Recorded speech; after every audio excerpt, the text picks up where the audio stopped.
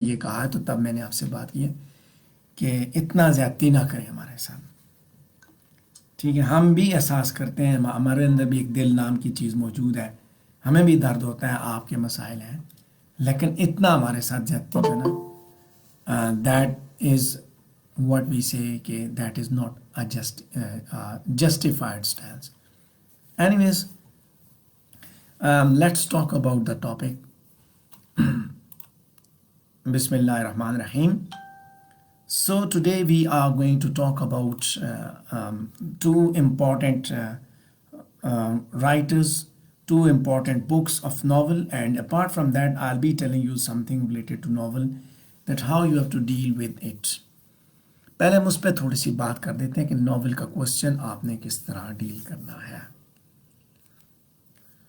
Punjab university novel کا question جو ہے وہ گھما پھرا کے تھوڑا سا دیتی ہے. عام طور پہ اس طرح ہوتا ہے کہ گھما پھرا کے دیتی ہے، لیکن یہ یاد رکھیے گا کہ ناول کا کوشچن اس زمانے کی ایج کو ہر حساب سے ریپرزینٹ کر رہا ہوتا ہے. اس کے اندر اپنی ایج کی ٹرو ریفلیکشن اس کے اندر ہوتی ہے. وہ کرداروں کے ذریعے ادیب جو ہے وہ سب کچھ دکھاتا ہے. Realism is the most important feature of novels. ٹھیک ہے، تو جب اس کے اندر یہ فیچر موجود ہے اس کو وہ اپلائی کر کے حقیقت کی جو تصویر ہے وہ آپ کو دکھا رہا. And that is presented in the form of narration. That is not presented in the form of dialogue. Dialogue means that the novel is not specifically meant for the stage, rather it is meant for reading. کہ آپ 1 setting میں 2 setting میں آپ اس کو پڑھتے ہیں. اب جب آپ اس کو پڑھتے ہیں تو اس کے میننگز آپ نکالتے ہیں. میننگ پورے ناول کا بھی ایک ہو سکتا ہے، میننگ کسی پیراگراف کا بھی ہوتا ہے، کسی ایک چیپٹر کا بھی ہوتا ہے.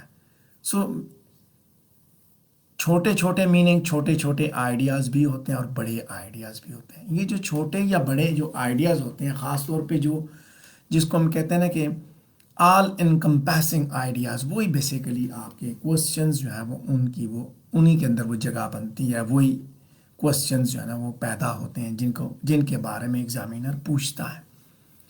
ہر چیز کے بارے میں نہیں پوچھتا.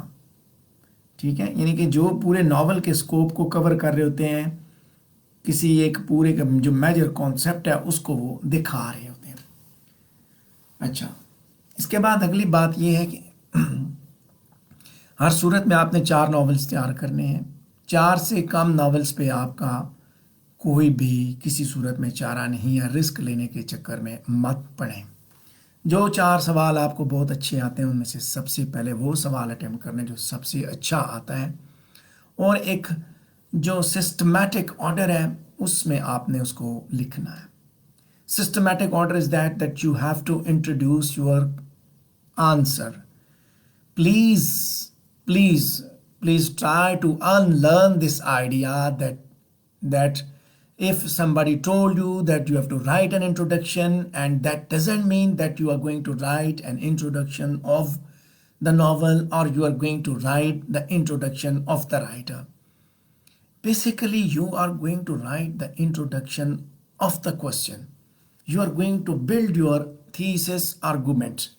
For that, you have to start from general statement to specific, and ultimately, you have to end your paragraph with thesis statement, which is very specific, and that is a super condensed answer.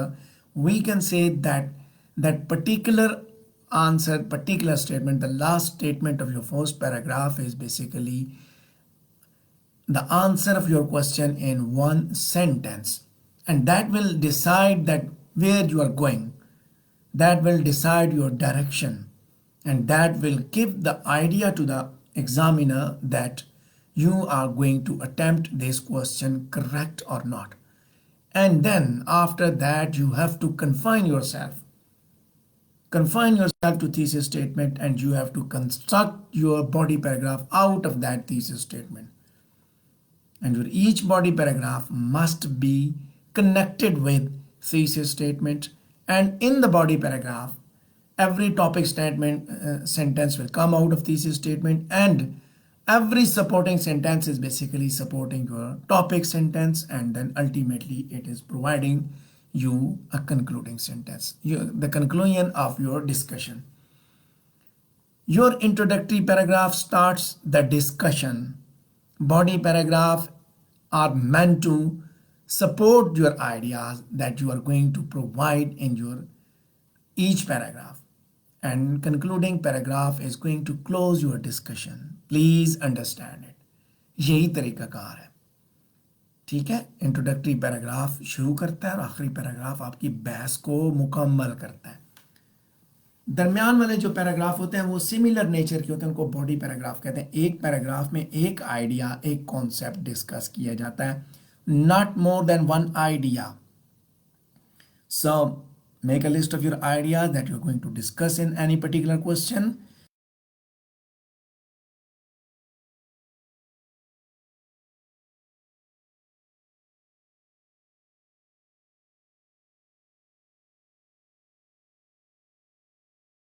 Your questions very well.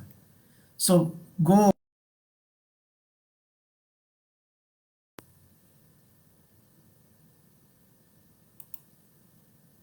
Don't go without planning. Once you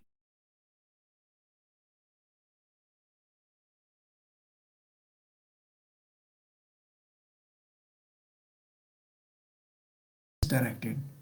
So misdirected, misguided, misdirected and misguided, misdirected and misguided. Whatever is there, that is worthless. ठीक है, worthless होता है misdirected, misguided, जो भी stuff होता है वो worthless होता है। सो इस चीज़ को आपने देखना है, आपने डायरेक्शन को फॉलो करना है, डायरेक्शन नहीं छोड़नी अपनी। अच्छा, अब आगे बात करूं कि इस पे अब आप करेंगे क्या।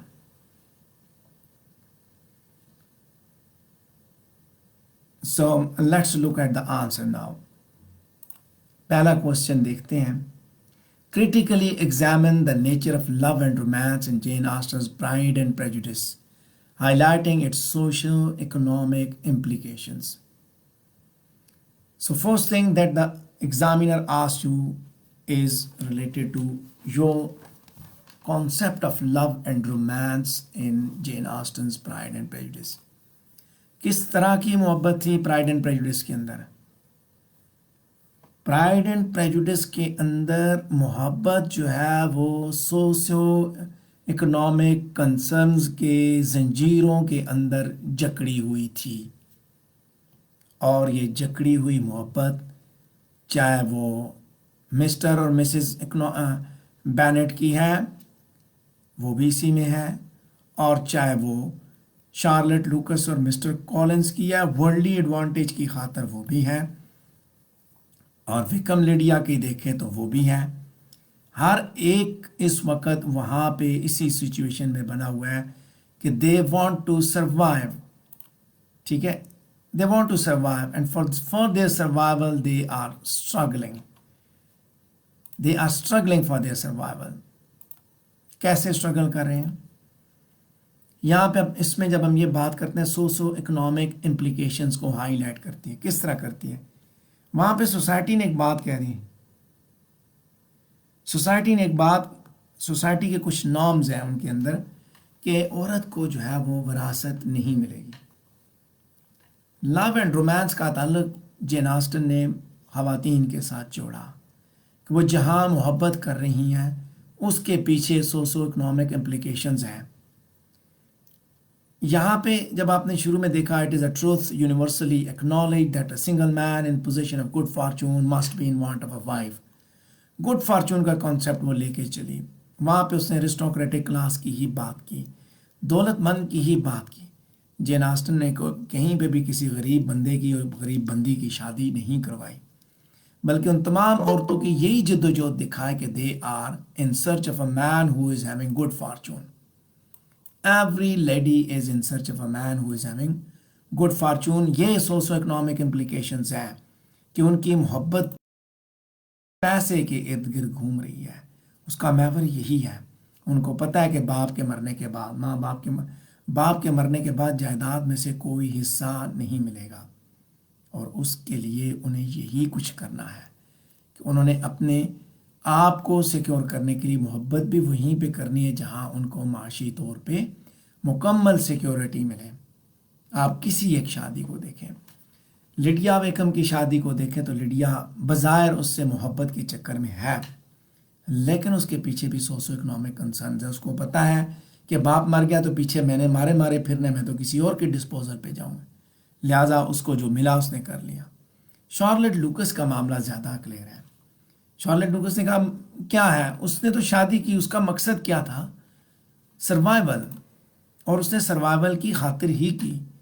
ایون جو الزبتھ اس کی ڈارسی کی شادی ہے، الزبتھ نے شادی کسی اس نواب زادے کا ساتھ کسی غریب کے ساتھ کیوں نہیں کی؟ وہاں پہ بھی بیسیکلی یہی سوشو اکنامک امپلیکیشنز ہیں. امپلیکیشنز کا مطلب یہ کہ معاشی طور پہ جو معاشی جو معاملات ہیں، جو معیشت ہے، اس کو دیکھا جاتا ہے، پیسے کو، مال و دولت کو دیکھا جاتا ہے. اس کو دیکھ کے وہ خواتین محبت بھی کر رہی ہیں، محبت کی پنگیں بھی بڑھا رہی ہیں، تو انہی کے ساتھ بڑھا رہی ہیں جہاں ان کو معاشی طور پہ استحکام مل رہا ہے. ٹھیک ہے، سو اسی پیرائے میں آپ نے اس سوال کو ایلیبوریٹ کرنا ہے، اس آنسر کو آپ نے ایلیبوریٹ کرنا ہے. کیوں جی، اس میں کوئی کوشچن، کوئی ذہن میں کوئی آئیڈیا آپ کا ہو تو آپ مجھ سے پوچھ سکتے ہیں. اگر کوئی چیز اس میں سمجھ نہیں آئی، ہم نے لو اینڈ رومانس کی بات کی، کس طرح کی محبت ہے.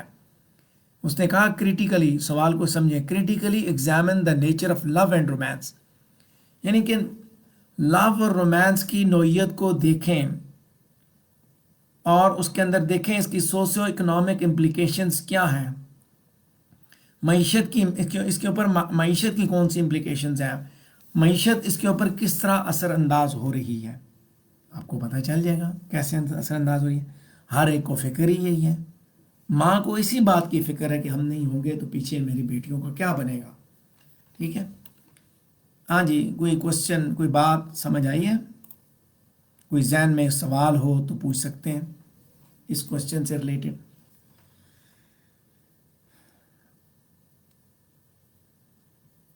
بالکل خاموش. اب اتنا تو بندے کو خاموش نہیں ہونا چاہیے، آپ کوشچنس کیا کریں. ٹھیک ہے، جو چیز بتاؤں نہیں سمجھ آئی آپ پوچھا کریں. جب آپ سے کمٹمنٹ کی ہے ٹائم کی تو ٹائم دوں گا، یا تو کرتا نہیں ہوں تو اگر کروں گا تو پھر اس کو پورا کروں گا. بولیں جی. سعدیہ، صبا، مجاہد، سندو، آنو، اقصا، پینسل آرٹ، علیزہ. جو ساری شادیاں دکھائی گئی ہیں تو ان کو کریٹیکلی ایویلویٹ کریں گے. آپ نے ان کو اس معاملے میں دیکھنا ہے کہ ان سب میں اکنامک کنسرنز کو کس طرح دیکھا گیا، معیشت کو کس طرح دیکھا گیا. کہ ہر شادی کے پیچھے ٹارگٹ یہی ہے کہ عورت جو ہے وہ اکنامکلی اسٹیبل ہونا چاہتی ہے.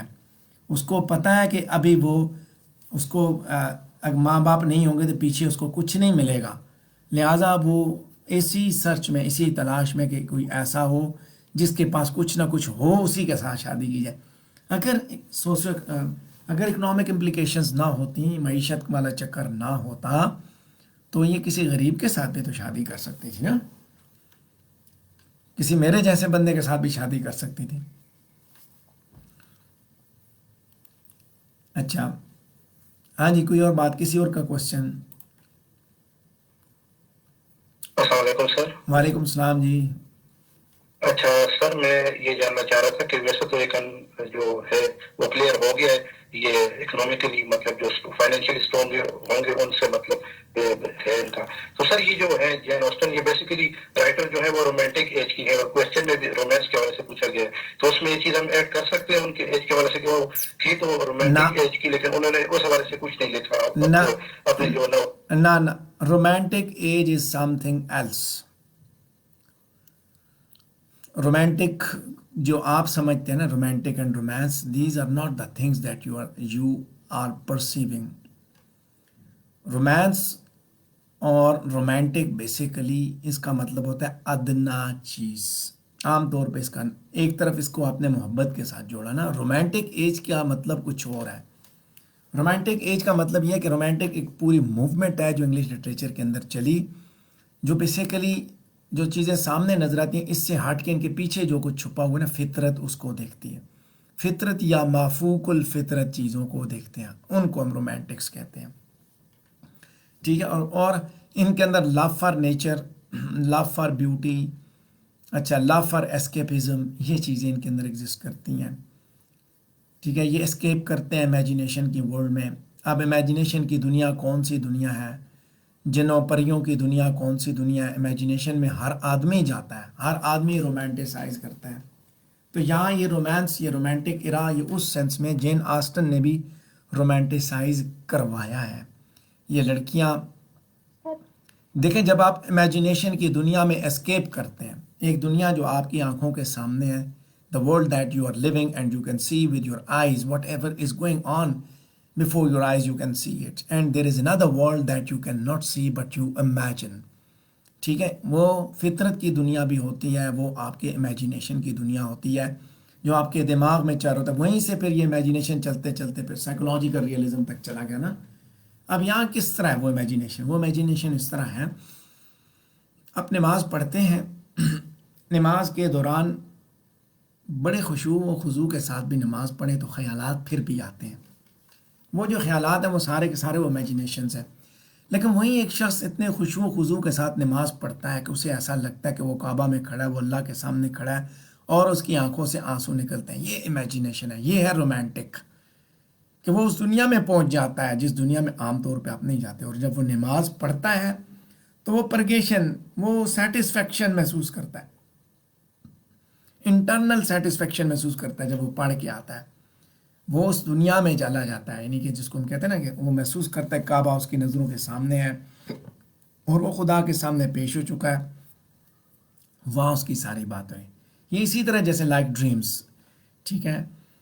تو یہاں پہ جو رومانس یا امیجینیشن ہے وہ ایلیمنٹ تو ایگزسٹ کرتا ہے. یہ لڑکیاں یہ سوانح خواب دیکھتی ہیں تو تبھی ان کے ساتھ شادی کرتی ہیں. لیکن رومانٹک موومنٹ کا ضرور یہ یاد رکھیے کہ جین آسٹن پہ اس طرح کا کوئی اثر نہیں ہے جس طرح آپ اس کو سمجھیں، اس موومنٹ کے حساب سے بتائیں. آپ نے رومانٹک کی بات کی تو میں نے آپ کو تھوڑا سا اس کا بتا دیا کہ یہ چیز ہی اور ہے. ٹھیک ہے. ہاں جی، کچھ اور بات؟ ابھی آپ کا کوشچن تھا محمد، دوبارہ بولیے پھر آگے. ادھر یہ بات نہیں بتانی رومانٹک موومنٹ کی، ٹھیک ہے نا، وہ آپ کے کورس کا حصہ بھی نہیں ہے. آپ بتائیں گے تو ڈائیورٹ ہو جائیں گے، اس طرح اس کا تعلق نہیں ہے اس کے ساتھ. ہاں، کسی اور بچے نے کوئی کوشچن کیا تھا.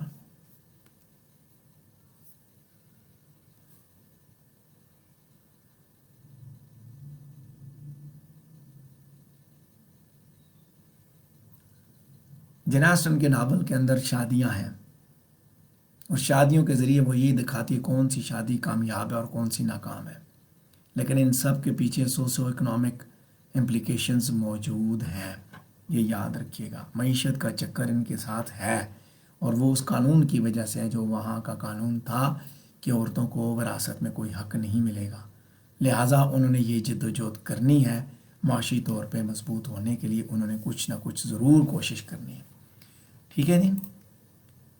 سو اگلا دیکھیں جی ہم پھر. Happiness in life is entirely a matter of chance. How would you agree on Charlotte's views on matrimony in Pride and Prejudice? شادی کے معاملے میں اس کا ویو یہی ہے کہ happiness in life is entirely a matter of chance. Jane Austen نے ایک ویو بیسیکلی یہاں پہ پیش کیا ہے.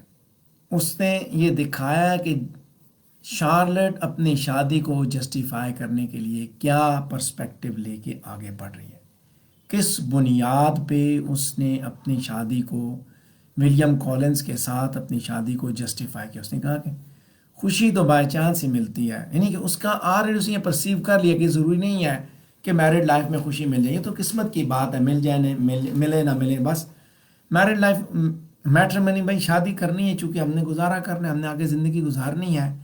مسئلہ اکنامک کنسرن یہاں پہ زیادہ ہے کہ اس کو پتہ ہے کہ بھائی میرے پاس کوئی آپشن نہیں بچا، خوشی والی ہو یا غمی والی ہو، زندگی تو گزارنی ہے.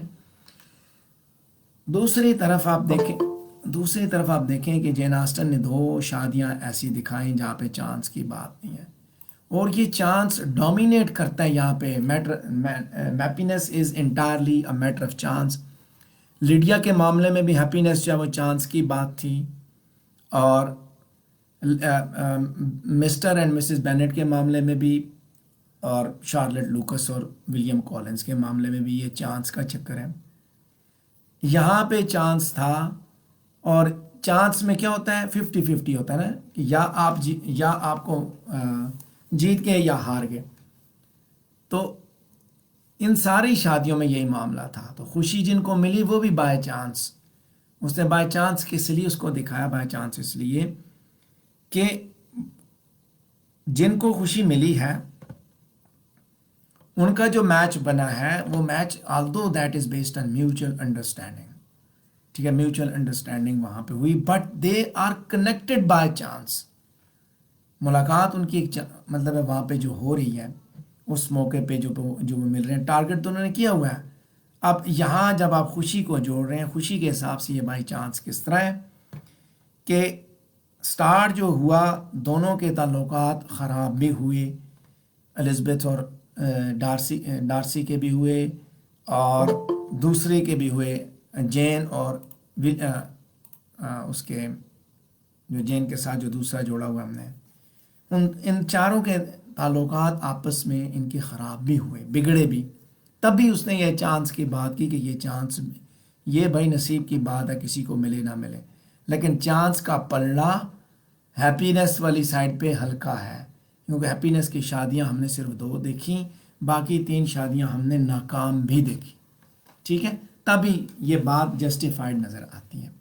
اگر وہ کہنا how far you agree with this statement, تو آپ بتا سکتے ہیں کہ میٹریمنی کو اگر آپ چانس کے پرسپیکٹیو میں دیکھتے ہیں تو شارلٹ کی بات زیادہ کلیئر ہے کہ اگر چانس کی بات نہ ہوتی تو لیڈیا وکم کی شادی بھی محبت کی بنیاد پہ ہوئی تھی, اور الزبتھ اور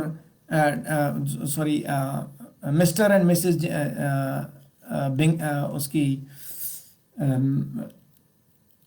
Bennet, Mr and Mrs Bennet جو ہے ان کی شادی بھی جو ہے وہ اسی کی بیس پہ ہوئی تھی, محبت کی بیس پہ. لیکن 4 شادیاں ہم نے محبت کی بیس پہ دیکھی ہیں. لیڈیا وکم, مسٹر اینڈ مسز بینٹ, اگر یہ کامیاب ہی ہونی ہوتی محبت کی شادیاں تو یہ 2 تو بائی چانس ہیں, یہ تو ناکام ہو گئے ہیں. سو یہاں پہ بھی چانس ہے, ٹھیک ہے, یعنی کہ بائی چانس خوشی بائی چانس ملتی ہے, ان کو مل گئی ان کو نہیں ملی. اس نے تو یہ پرسیو کیا کہ آدھوں کو ملی آدھوں کو نہیں ملی, لہٰذا اسی کی بیس پہ اس نے کہا مل گئی تو ٹھیک ہے, نہ ملی تو نہ ملی. Did you get the point? یہاں پہ آپ نے ساری شادیوں کو ہی ڈسکس کرنا ہے, بتانا ہے کہ اس ہیپینس کی وجہ سے کون سی کامیاب ہوئی اور کون سی کامیاب نہیں ہے. ہاں جی, پوائنٹ سمجھ آیا آپ کو جو ہم نے بولا ہے اس میں؟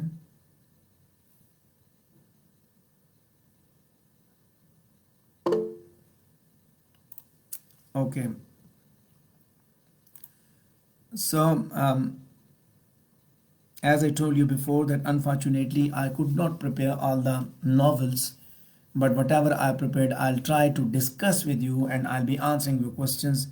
And as I told you that due to paucity of time and your delayed response, that I have posted this question 2-3 days ago, and I received your feedback today in the morning, and immediately after returning back from the university I started working on the material, ٹھیک ہے. So definitely I'm a human being and I'm bound to commit mistakes and I'm bound to suffer with the realities, ٹھیک ہے. جو ارد گرد ہمارے بھی حقائق چل رہے ہوتے ہیں نا, زندگی کے کھاتے چل رہے ہوتے ہیں, کئی دن کے وقت کوئی کمٹمنٹ ہوتی ہے. اب یہ بھی اچھا نہیں تھا کہ میں آپ کو چھوڑ دیتا, ٹھیک ہے یار آپ نے مجھ سے کون سا پوچھا ہے, جانے دو, میرا کیا فرق پڑتا ہے. تو بٹ مجھے پتا تھا کہ آپ لوگوں کا پیپر ہے کل, میں نے صرف اسی لیے ری ویریفائی کرنے کی کوشش, ہو سکتا ہے کہ کسی کے ذہن میں ہو کہ شاید پرسوں پیپر ہو تو پھر ہم دیکھ لیں, ورنہ کل پیپر ہے تو جتنا ہم کر سکتے ہیں اتنا تو ہم کریں, جتنا فیسیلیٹیٹ کر سکتا ہوں اتنا تو کر لیا جائے. خیر, بات کرتے ہیں اب چارلز ڈکنس کے ناول پہ. یہ 3 کوسچنز اس سے ریلیٹڈ ہمارے پاس ہیں. ہسٹوریکل سکیل پہ چارلز ڈکنس کا یہ ناول, اس کو کہتے ہیں ہسٹوریکل سکیل کے اوپر یہ ایپک ہے, لیکن اس کے ساتھ ساتھ یہ دکھاتا ہے کس طرح پرسنل اور پولیٹیکل دونوں چیزیں انٹرمنگل کرتی ہیں. A tale of two cities, دو شہروں کی داستان. دو شہروں کی جو داستان سامنے آپ کو نظر آتی ہے وہ فرینچ ریولوشن کے اوپر بیس کرتی ہے، اور فرینچ ریولوشن کے جو کانسیکوینسز ہیں ان کو چارلز ڈکنس نے اس کے اندر دکھایا.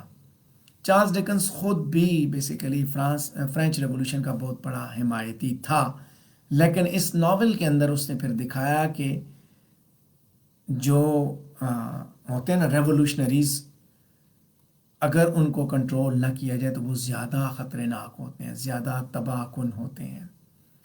کہ جب یہ ریولوشن آیا، اس ریولوشن نے فرانس کا جو سارے کا سارا منظر نامہ ہے اس کو بدل کے رکھا. لیکن جہاں وہ تبدیل ہوا وہیں ساتھ ساتھ جو ریولوشنریز ہیں ان کی اٹراسٹی، ان کی باربیرینزم وہ بھی ایکسپوز ہوا. انسانیت ان کی حرکتوں سے بھی اتنا ہی شرمائی جتنا پہلے والوں سے شرمائی. یعنی انقلاب جو بھی آتا ہے نا، ماں سوائے ایک انقلاب کے جو کہ مکے سے نکلنے والے سورج کے ساتھ آیا، سوائے اس انقلاب کے دنیا میں آج تک جتنے انقلاب آئے ہیں انہوں نے انسانیت کی اینٹ سے اینٹ بجائی، تباہی مچائی، اور انہوں نے انسانیت کو شرمسار کیا. صرف ایک انقلاب جو نبی آخر الزمان صلی اللہ علیہ وسلم کے آنے سے دنیا پہ آیا، وہ ایسا انقلاب ہے جو رحمت للعالمین کا نعرہ لے کے آیا اور اس نے ثابت کیا نا رحمت للعالمین. ورنہ جہاں پہ بھی انقلاب آتا ہے، آپ اپنے ملک میں دیکھ لیں تبدیلی آئی ہے، آپ ساری سچویشنز دیکھ لیں کہ لوگ وہی ہیں، نام بدلے ہیں، صرف چہرے بدلے ہیں، لوگ وہی ہیں اور استحصال پہ استحصال چل رہے ہیں.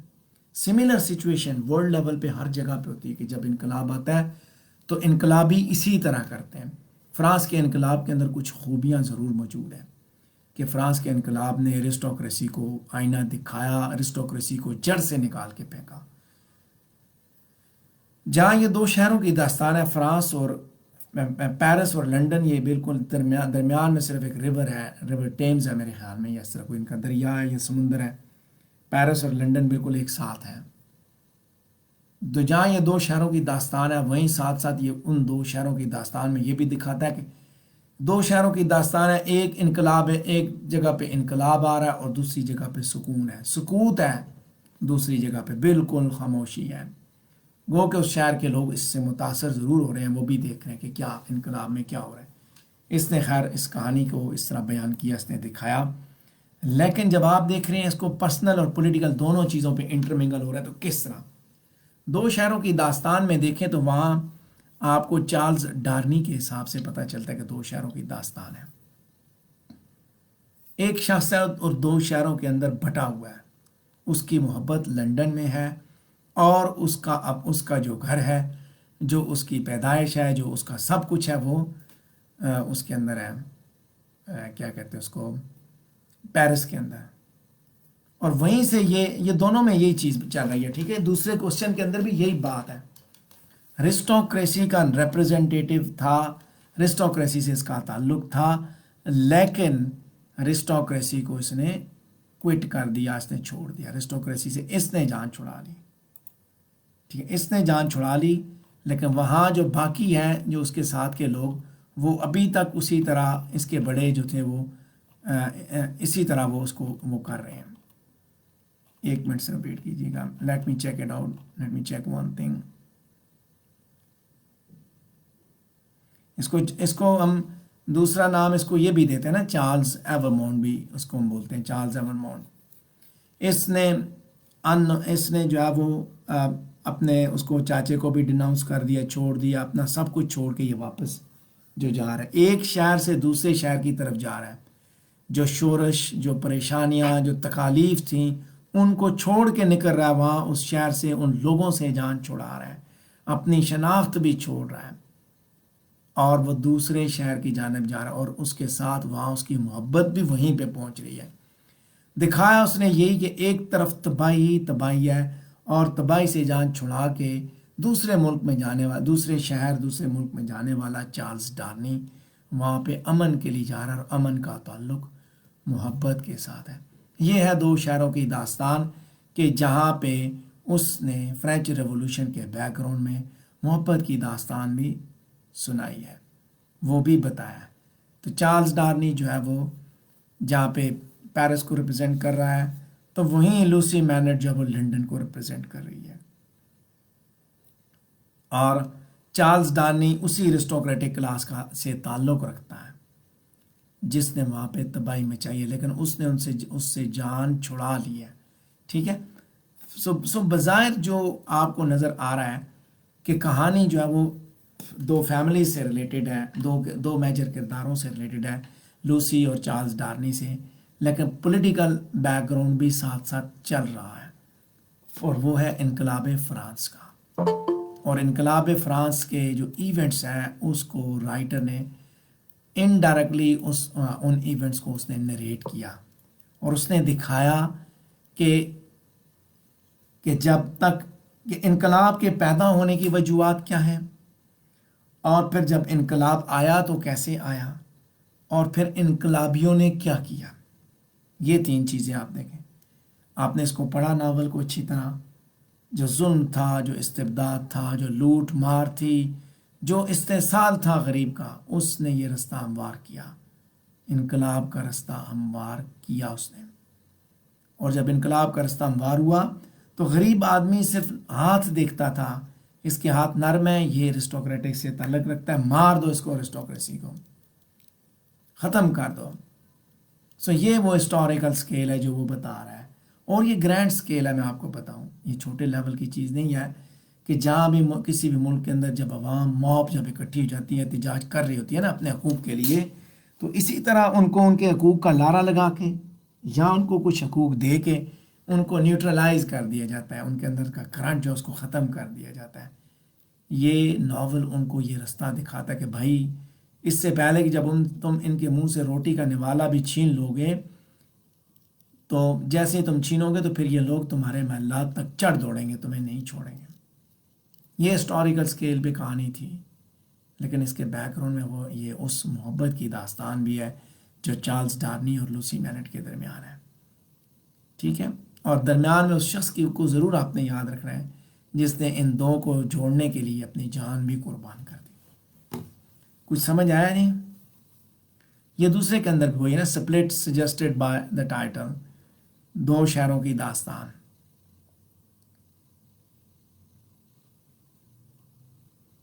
ہاں جی، کچھ سمجھ آیا؟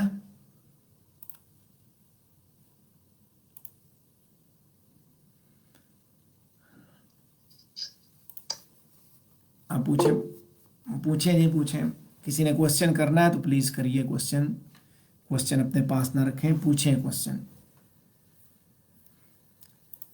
اچھا، discuss in detail how Dickens show class formation of new French Republican in tell of 2 cities becomes the violence of new class.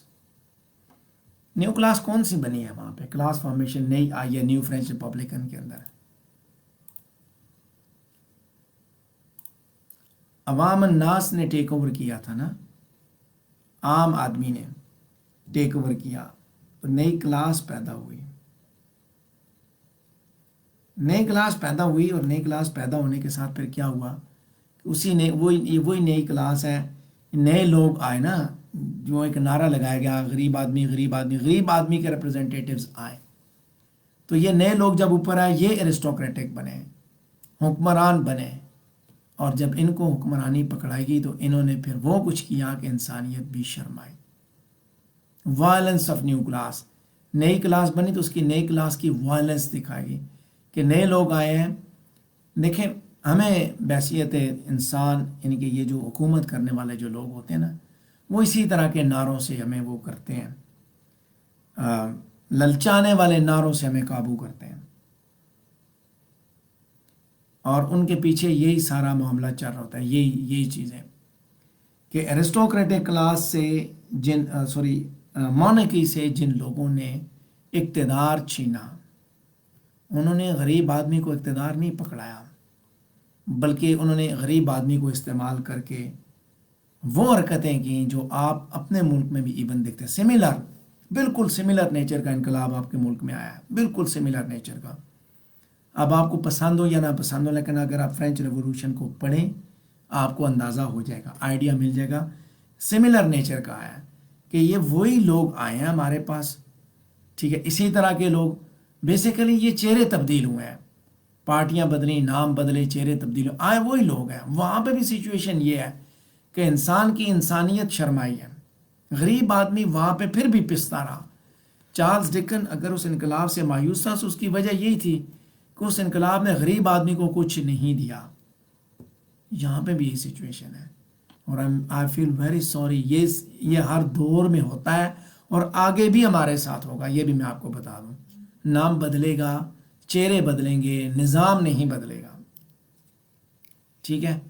طاقتور جو طاقتور ہے نا وہ اپنے مورے لاتا رہے گا۔ سو دس از اے اسٹوری۔ خیر یہ ہر جگہ پہ یعنی اسی طرح چل رہا ہے نا، جہاں پہ بھی انقلاب آتا ہے یہی اسٹوری ہے۔ ریٹرن آف دا نیٹو کہتا ہے marriage as a trap to fate, 3 family for Oedipus Rex complex is a marriage 1۔ اچھا تھیمز آف، پہلا ہے میرج ایز اے ٹریپ، ٹھیک ہے جی، میرج اس نے شادی میں پھنسایا، ریٹرن آف دا نیٹو، اور ایک جو ہے وہ شادی میں پھنس گیا اور ایک بھاگنا چاہتا ہے، اس میں کون سی بات ہے؟ ایک پھنس گیا ہے، ٹھیک ہے، کلیم کی بات آپ کر رہے ہیں، جیسے آپ کا یہ کوسچن ہے چودھری سندھو، میں نے ویسے بات کی تھی کہ میں 2 ہی رائٹر ڈسکس کروں گا، آپ نے وہ کوسچن پوچھ لیا، ڈسکس کر دیتے ہیں۔ کہ پہلے آپ نے کہا marriage as a trap, marriage نے پھنسا دیا، 2 کیسز تھے یہاں پہ، اسٹیشیا وائف والا بھی اور اسٹیشیا وائف کلیم یور برائڈ کا معاملہ، اور اس کے بعد اس کا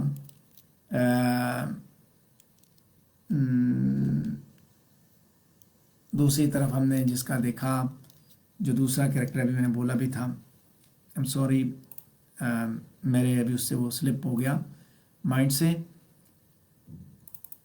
جسٹ اے منٹ،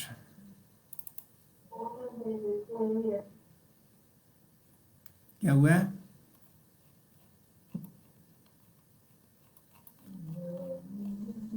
ہاں جی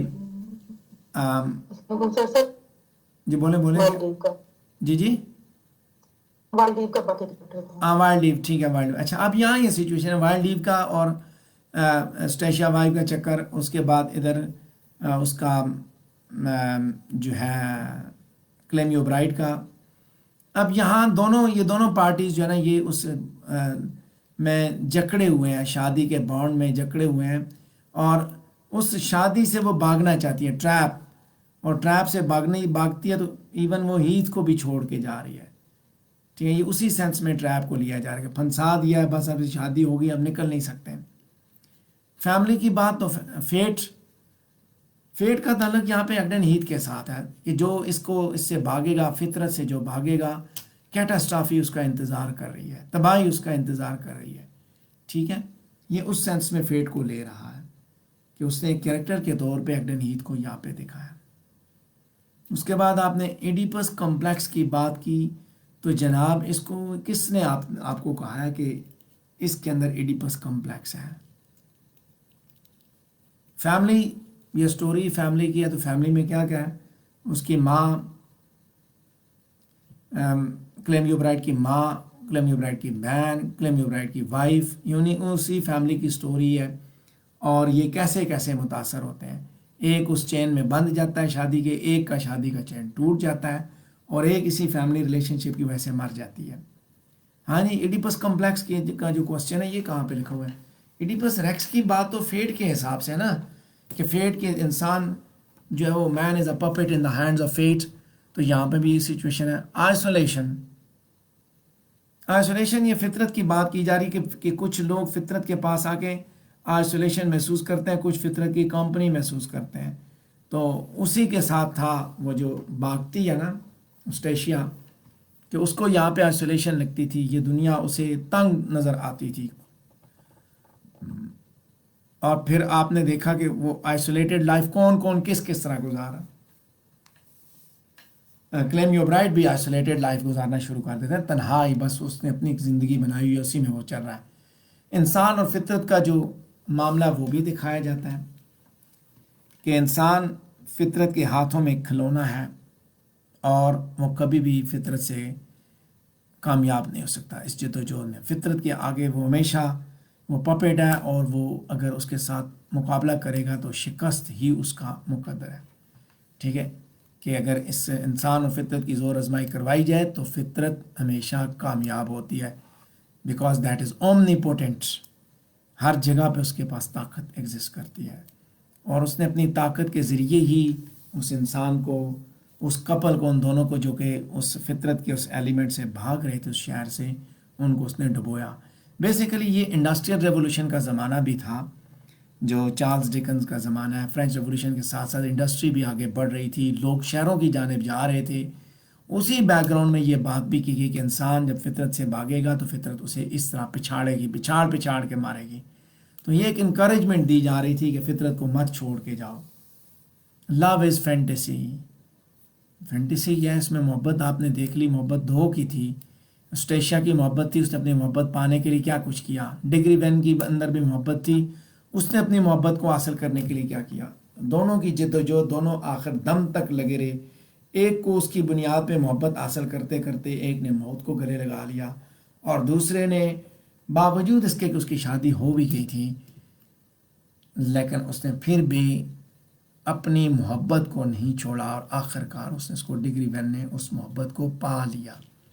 ٹھیک ہے، تو یہی تھا اس کے اندر اپنا ریٹرن آف دا نیٹو کے اندر. ہاں جی، اور کوئی کوشچن؟ سر ایڈیپس ریکس کا سر ریلیشن تھا تو تم اور بیٹے کے آپس میں مطلب کہ نہ بنے مومن اراؤز کی ہو، اور ایڈیپس ریکس کی طرح سر یہ اندھا ہو کہتا ہے کلیم بھی. ایڈیپس ریکس کی طرح کیا ہوتا ہے؟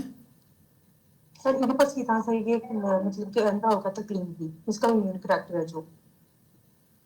ایڈیپس کی طرح کرتا ہے. دیکھیں، کلیم ایڈیپس کی طرح کچھ نہیں. نہیں سر، اسی کی طرح مطلب کہ اندھا ہو گیا تھا. اس نے اپنی پرسنل کمپلیکس کو اس سینیریو میں دکھایا گیا ہے کہ اگر ماں اور بیٹی کے آپس میں نہ، اگر اس وہ لیجیٹمیٹ جو ریلیشن تھی وہ نہیں، صرف یہ ہے کہ جب ماں اور بیٹے کے آپس میں تصادم ہو، اس ریلیشن اس ریلیٹڈ ادھر آیا ہے کنسیپٹ. دیکھیں، وہ پھر آپ اس کا بیسیکلی آپ اس کا سائیکولوجیکل انالیسز اگر ناول کا کرتے ہیں نا تو اس بیک گراؤنڈ میں آپ کہہ سکتے ہیں کہ ماں کی اس کو ایڈیپس کمپلیکس کے سینس میں کہ ماں کے ساتھ اس کی اٹیچمنٹ اتنی تھی کہ اس بنیاد پہ اس اٹیچمنٹ کی ہی وجہ سے اس نے ماں کی بیٹے کے ساتھ اٹیچمنٹ تھی کہ ماں آخر کار نہیں برداشت کر سکی اور وہاں تک آئی. اور بیٹا جو ہے جب ادھر آیا، بیٹا جب آیا تو بیٹے نے جب دیکھا کہ میری ماں کے ساتھ یہ سلوک ہوا تو اس نے اپنی وائف کے ساتھ جو بھی ٹریٹ کیا وہ بھی آپ کے سامنے ہے. لیکن اس نے اپنے آپ کو وہ سیلف بلائنڈ تو نہیں کیا، وہ تو حالات نے اس کو، اس کی محنت کی وجہ سے وہ اندھا ہوا نا. تو سائیکولوجیکل انالیسز بھی اتنا اس کے قریب نہیں جاتا، سائیکو انالیسز بھی اتنا قریب نہیں جاتا. اس کو آپ زبردستی اگر آپ ایڈیپس ریکس کے ساتھ گھسیڑیں تو علیحدہ بات ہے، ورنہ فیٹ کے ایلیمنٹ کی حد تک تو ٹھیک ہے کہ فیٹ کو اگر آپ دیکھتے ہیں کہ فیٹ ایک کریکٹر کے طور پہ ہے اور جو فطرت سے بھاگتا ہے، ٹھیک ہے، وہاں پہ بھی فیٹ ایک کریکٹر ہے، یہاں پہ بھی فیٹ ایک کریکٹر ہے، اور یہی دکھایا جاتا ہے کہ انسان تقدیر کے سامنے ایک کھلونا ہے. یہاں تک تو باتیں ٹھیک ہیں. اس کے بعد باقی چیزوں کو جو ہے نا اگر آپ جوڑیں گے تو وہ زبردستی جوڑیں گے، پھر اس کے لیے آپ کے پاس کوئی جسٹیفیکیشن نہیں ہے. براڈر تھیم میں آپ کہہ سکتے ہیں کہ فیٹ کا تھیم دونوں کے اندر ہے، دونوں کے اندر انسان جو ہے وہ فیٹ کے سامنے کھلونا ہے، لیکن کریکٹر بھی وہیں ساتھ ساتھ انوالو ہے دونوں کے اندر. ہارڈی کی جو زندگی سے ریلیٹڈ فلاسفی ہے اس کے بارے میں بھی بات کی، اس کو ٹریجک وین بولا جاتا ہے. ٹھیک ہے، ہارڈی کا جو ٹریجک وین ہے اس کی آپ بات کر رہے ہیں. ویٹ کیجئے.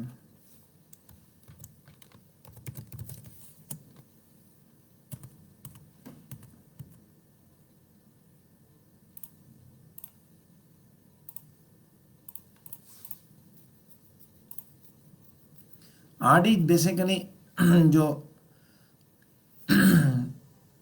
ایک ایسے زمانے میں رہا جو کہ ٹرانزیشن کا زمانہ تھا، انڈسٹریل ریولوشن چل رہا تھا، اس نے ایگریکلچر لائف کو تباہ کر دیا.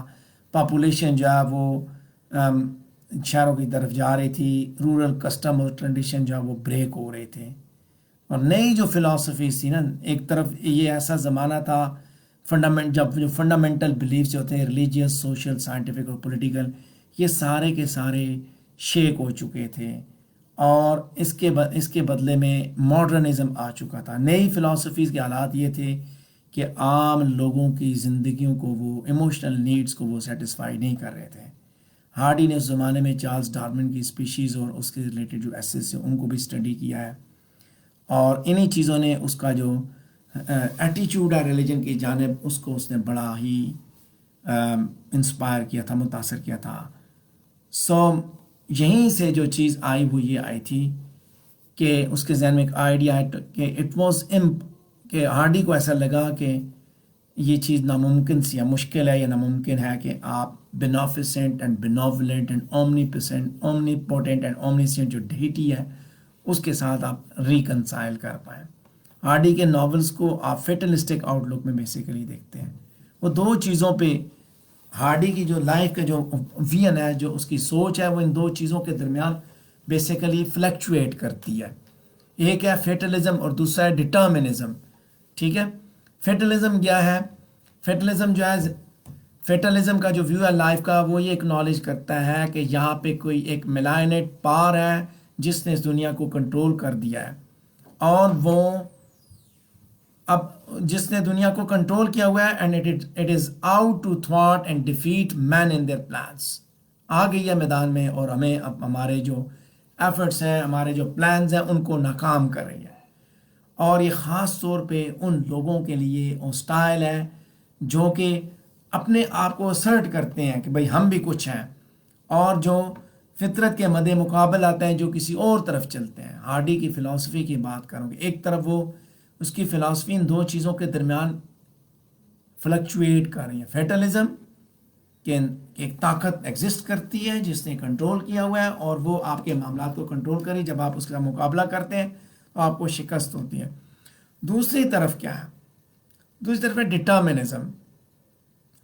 مینس کہ وہ ڈٹرمنزم یہ اکنالج کرتا ہے کہ انسان کی تقدیر کے سامنے جو جد و جہد ہے وہ فیوٹائل ہے، بے مقصد ہے.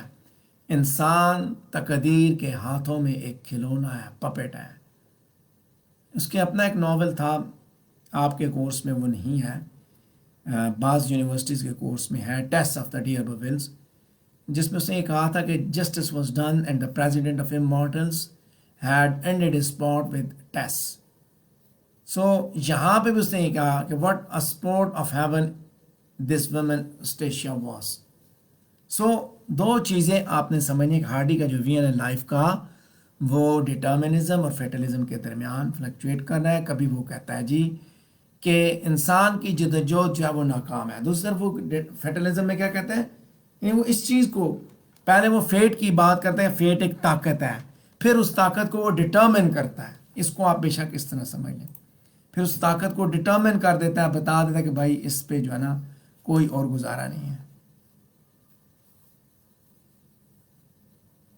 ہاں جی، کوئی چیز ایڈیپس کمپلیکس کے ساتھ آپ کلیم یور برائٹ کی بلائنڈنس کو آپ مت کمپیئر کریں. ایڈیپس نے سیلف بلائنڈ کیا تو اس کے پیچھے ایک بہت بڑی بات تھی. کلیم نے جو اپنے آپ کو بلائنڈ کیا، کلیم تو بلائنڈ ہوا نا.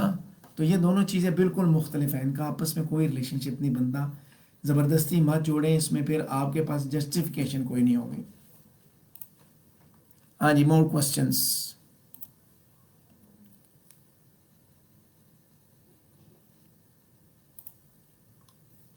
کوئی اور آپ کے ذہن میں ہو؟ فیصل آپ آئے، غائب ہو گئے. پھر کائنات کوئی کوسچن؟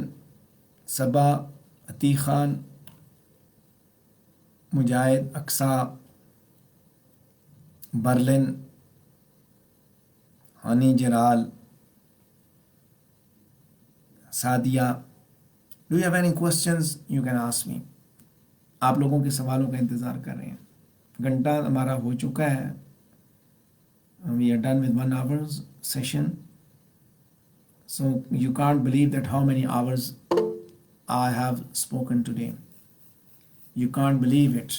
صبح میں 8:30 بجے سے شروع چل رہا ہوں مسلسل. ہاں جی، پلاٹ کنسٹرکشن ایڈم بیٹ کی، یہ تو سمپل سا کوسچن ہے بھائی. اس پہ آپ نے کیا، اب میں اس میں آپ کو کیا بتاؤں پلاٹ کنسٹرکشن کیا ہوتا ہے. ویسے اس کے اوپر ہم نے ایک بات، میں نے پلاٹ کنسٹرکشن کی بارے میں کچھ شروع میں ویڈیو براڈ کاسٹ سیشن میں ایک جگہ پہ بتایا ہوا ہے.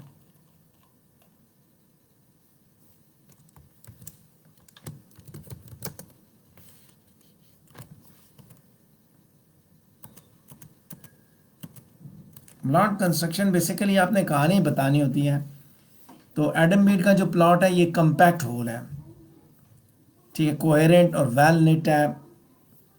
اگر آپ اس کو کسی بھی اس زمانے کے ناول سے جوڑیں تو یہ جڑا مطلب کوہیرنٹ ہے. اس کی سٹوریز, اس کے بارے میں پلاٹ کنسٹرکشن سے ریلیٹڈ ایک کوسچن بھی آتا ہوتا ہے کہ Eliot stories grow like plants out of a theme اور idea in a given social environment. 4 stories, ایک کمپیکٹ ہول ہے جس کے اندر 4 سٹوریز جو انٹیگریٹڈ ہے.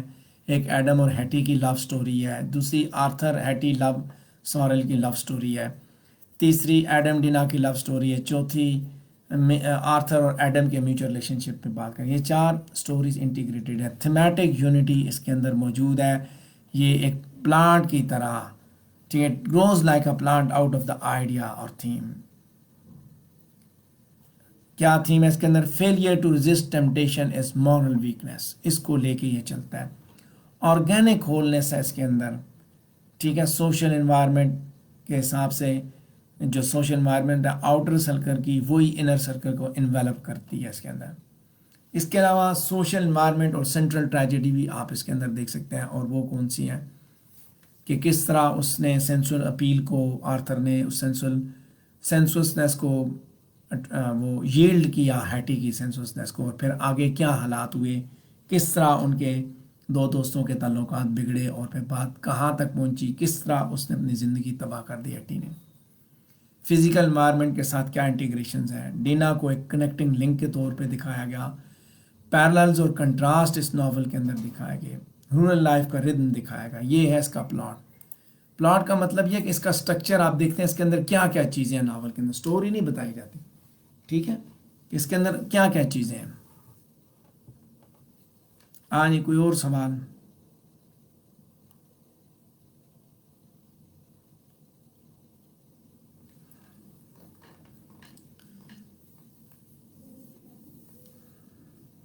آپ لوگوں کا اگلا جو ہے پیپر کب ہے جی؟ اس کے بعد پیپر کب ہے؟ ایک تو کل ہے, اس کے بعد آگے پیپر کب ہے؟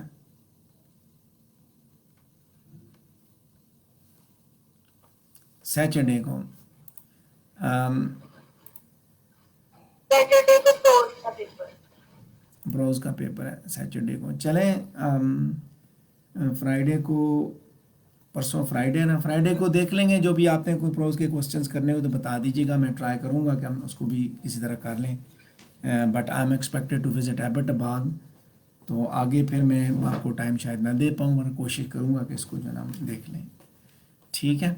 So see you next time. Please, I hope that you have enjoyed listening to me. And if you still have any questions, you can post your questions in the groups. I read your chats whenever you speak, whenever you write anything. I regularly read your chat, but where I feel that I need to interrupt, I need to give my suggestions, my opinions, then usually I record it in my voice and I give you my feedback. ٹھیک ہے, میں دیکھ رہا ہوتا ہوں, صرف چونکہ آپ لوگ لگے ہوئے آپس میں بات چیت کر رہے ہیں. So let you work on yourselves. So جہاں پہ مجھے لگتا ہے کہ میں اس میں مجھے درمیان میں انٹرپٹ کرنا چاہیے دین, اور صرف میں اسی کیس میں انٹرپٹ کرتا ہوں, ٹھیک ہے جی. سو ڈھیر ساری دعاؤں کے ساتھ جی مجھے آپ دیں اجازت. السلام علیکم ورحمۃ اللہ.